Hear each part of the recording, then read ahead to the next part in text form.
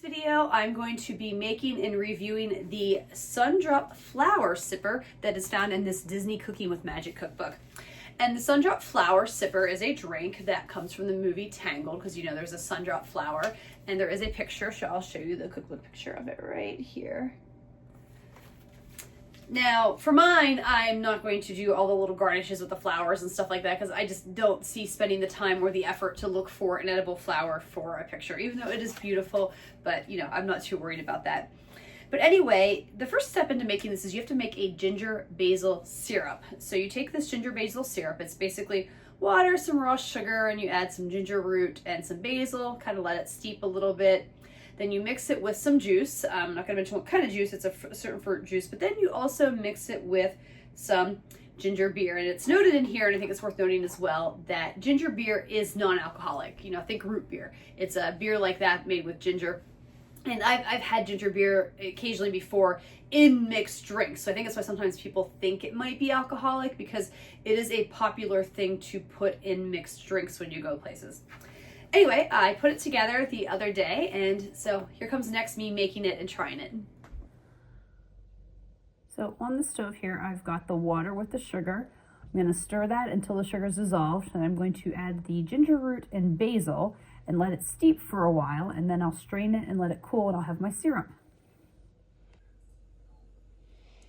The mixture steeping. So here I'm straining the syrup through a mesh strainer, and then I'm going to let it chill. So here I'm going to start putting everything together. I'm putting the syrup in the pitcher, and then I'm adding the juice that it calls for.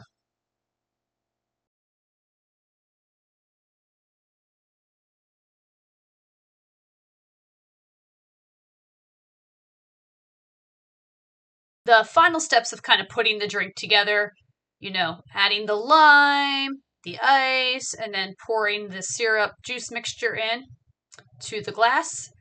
Then I have that, what it looks like, and now adding the ginger beer.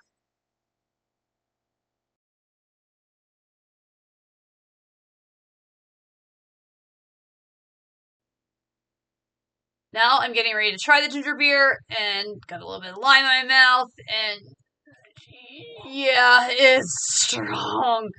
Whew, not a fan of it. All right, so if you can't tell from my face, I really did not like that drink. It was way too much ginger. I mean, way too much ginger. I thought it was going to burn a hole in my throat from just a couple sips. And even my husband, who tried it, and I thought his threshold for ginger would be a little higher, said that, yeah, there's too much ginger in that drink. So yeah, a lot of ginger. And so I started thinking about it, like, you know, was the issue the syrup? Because, you know, the syrup, you add that ginger root to it. It just says like 2 thin strips. It doesn't really say like how long they are. And I tried to make them thinner, so I thought, well, maybe there was just too much ginger in that syrup.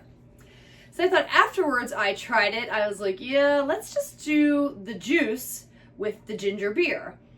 And that was too strong for me. So I think the culprit in this case was the ginger beer.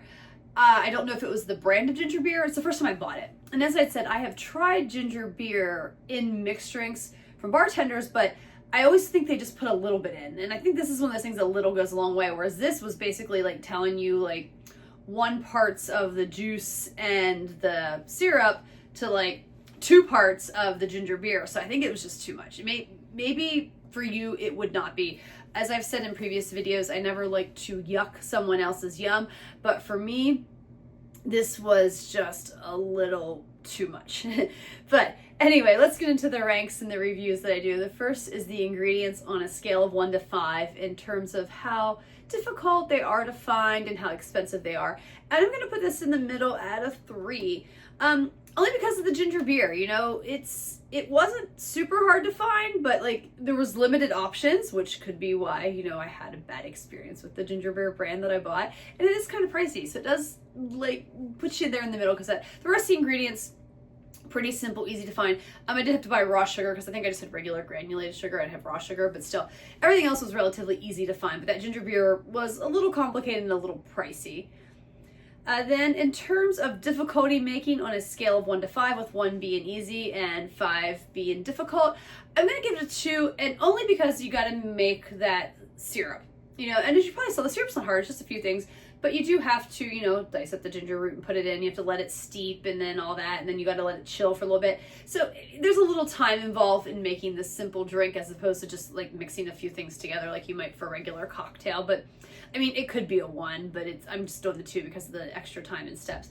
And then would I make this again on a scale of 1 to 5, with 1 absolutely not and 5 absolutely for sure? It's definitely a 1 for me. I think this is the first thing I've really given a 1.